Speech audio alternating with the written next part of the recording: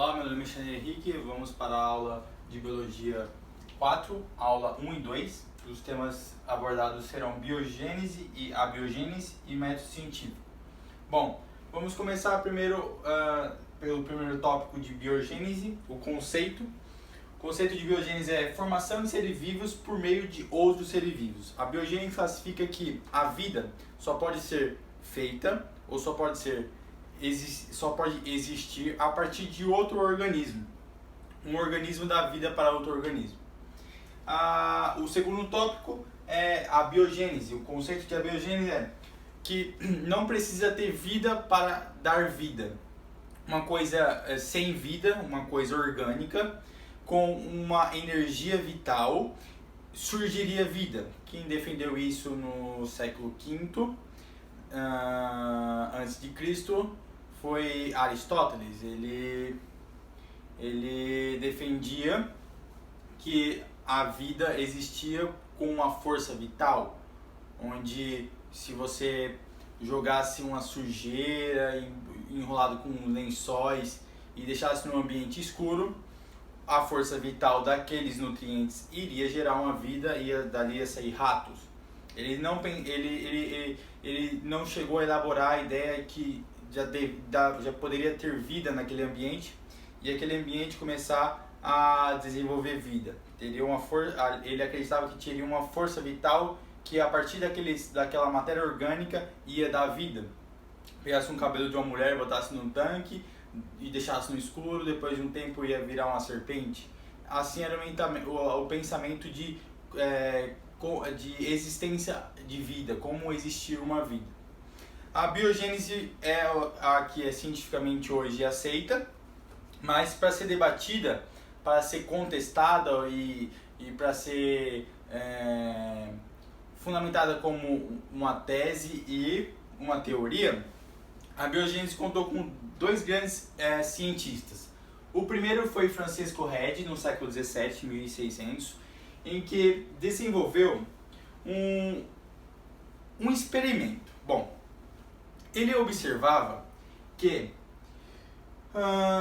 quando pegava um frasco e deixava uma carne dentro do frasco em apodrecimento, ele observava que ali surgiam larvas.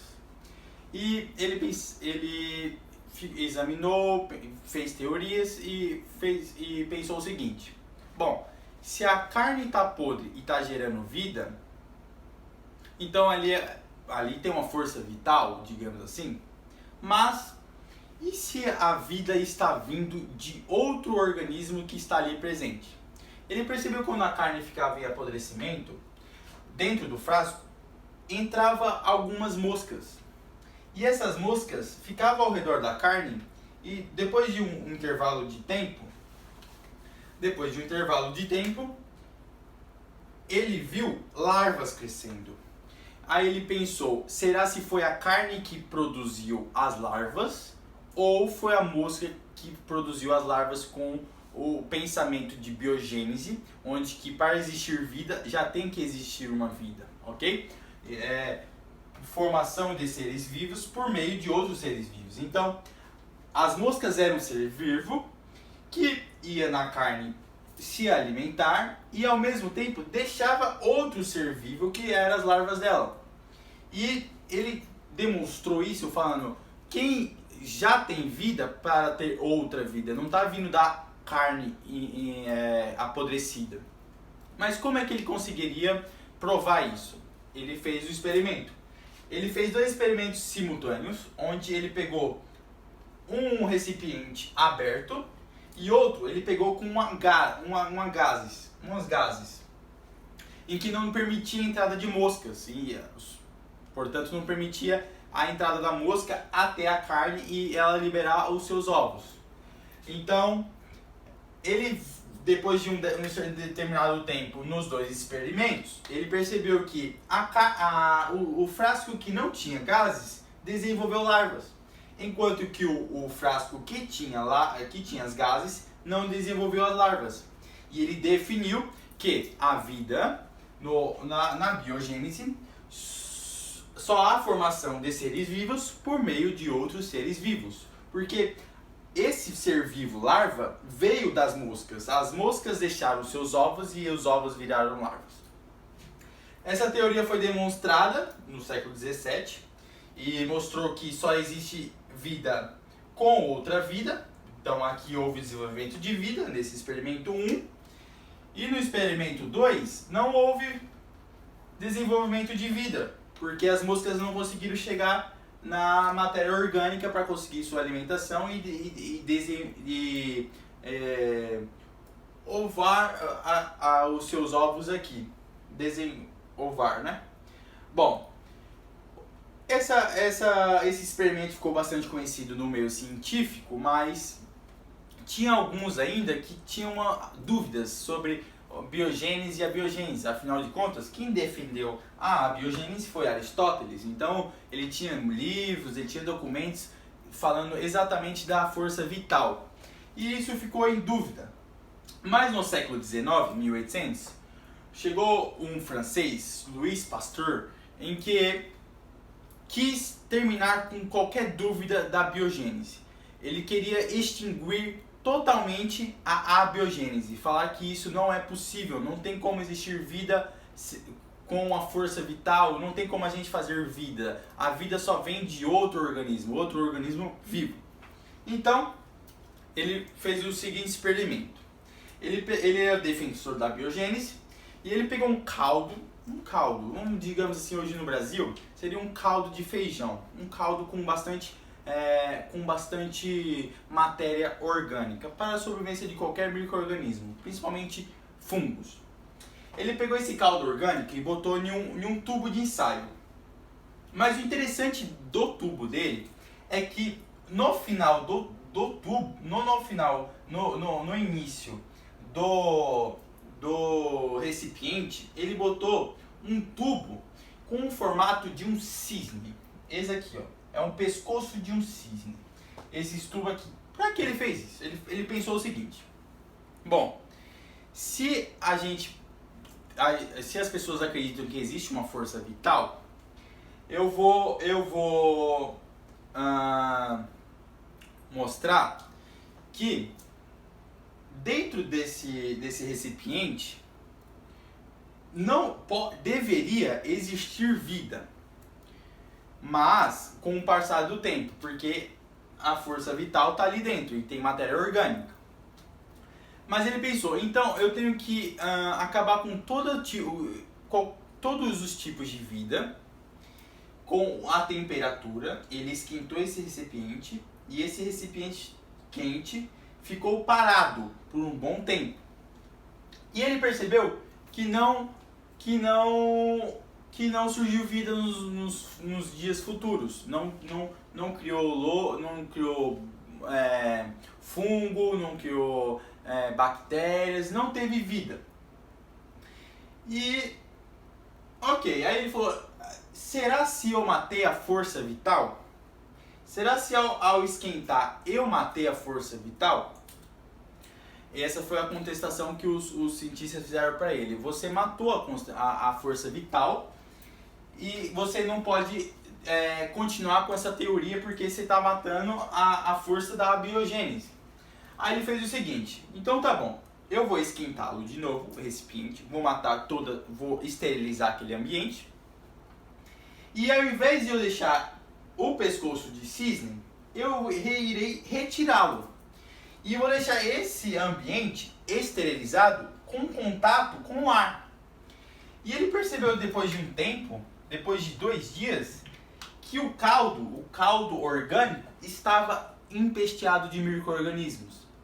Aí ele foi lá e deduziu o quê? O resultado foi o seguinte. Ele comparou esse experimento com esse e deduziu que quando o pescoço de cisne estava no experimento 1, esse pescoço de cisne não permitia a entrada de ar dentro do recipiente. Entrava ar, mas o ar não vinha com micro-organismos. O micro-organismo, entrar nele assim e fazer assim, eles não tinham força para subir esse pescoço. Então eles se residiram aqui, ó. Eles se concentraram aqui, não infectando o recipiente com um caldo orgânico. E esses micro-organismos, ao não entrar aqui, não se desenvolveram, não teve vida aqui. Ao segundo experimento, ele fez exatamente com que o ar e todos os micro-organismos que tem no ar entraram no caldo. E ao entrar no caldo, desenvolveu vida. Então, não é o caldo orgânico que tem vida, que tem força vital, e sim o ambiente. O ambiente tem muita vida. Então, a vida só surge a partir do ambiente, a partir do contato com o ar. Aqui não teve contato com o ar, aqui teve contato com o ar, sendo que esse pescoço de cisne não permitiu a entrada de micro-organismos, enquanto que aqui entrou micro-organismos diretamente no caldo orgânico e desenvolveu vida. Então, ele acabou. Ele falou para toda a classe cientista que não existe força vital e só existe a biogênese. A gente só consegue um ser vivo a partir de outro ser vivo. Ok? Esses dois modelos é um exemplo bastante claro do método científico que surgiu na ciência. Para ser ciência, existe um método que deve ser seguido um passo a passo, com perguntas, retóricas e conclusões. Os passos de um método científico para se tornar aquilo científico de verdade, onde a gente pode de fato acreditar, é seguindo esses 7 passos que a ciência sempre se sustenta para demonstrar suas teorias. O primeiro passo é a observação. Vamos pensar esse método científico com Francisco Redd. Vamos lá. Observação. Ele observou que um frasco aberto e o outro fechado tinham resultados diferentes. Então aqui foi uma observação. A partir da observação que ele teve, ele deduziu um problema. Por que esse aberto tem vida e o fechado não tem vida? Isso é um problema, teremos que resolver esse problema.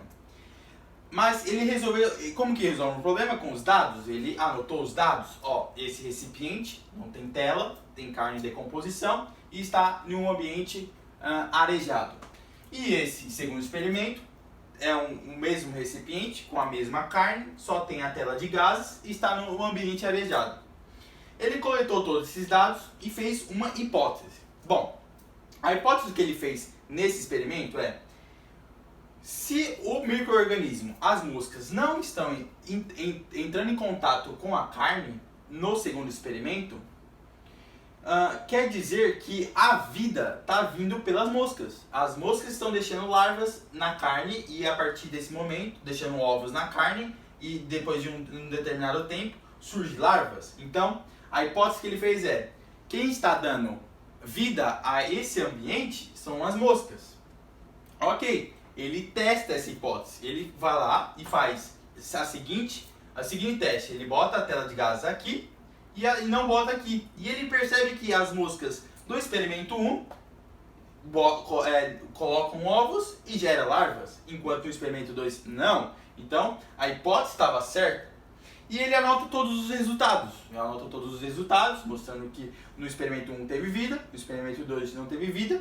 E, portanto, resulta em uma teoria. A teoria de Francisco Redd, defensor da biogênese, onde que a formação de seres vivos depende de outro ser vivo. Então é isso. O método científico vale tanto para o Francisco Redd como o Louis Pasteur. A gente poderia falar também do Louis Pasteur, mas o Francisco Redd já é um grande exemplo. Bom, a aula fica por aqui, vou deixar para vocês tirarem um print. Muito obrigado, deixa o like e comenta. Tchau, tchau.